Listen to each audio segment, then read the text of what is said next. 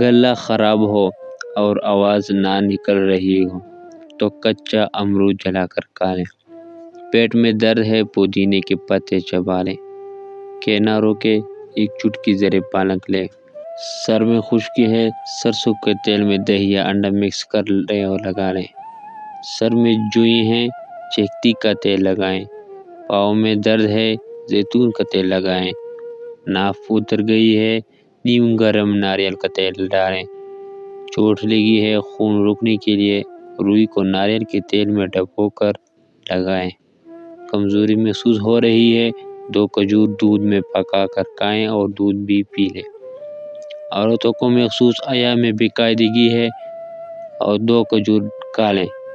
گرمی بہت زیادہ لگتی ہے کھیرا کھائیں۔ سردی بہت لگتی ہے دیسی انڈے کھائیں اور چوزے کی یخنی بنا کر پئیں۔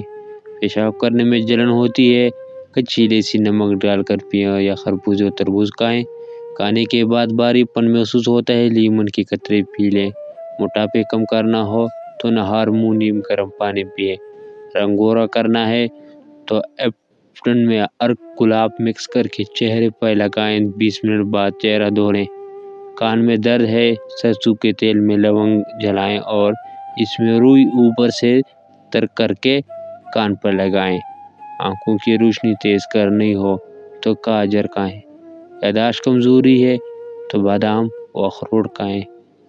لوز موشن ہو تو کیلے پہ زیرہ لگا کر کھائیں۔ مزید ویڈیو کے لیے ہمارے چینل کو سبسکرائب کریں۔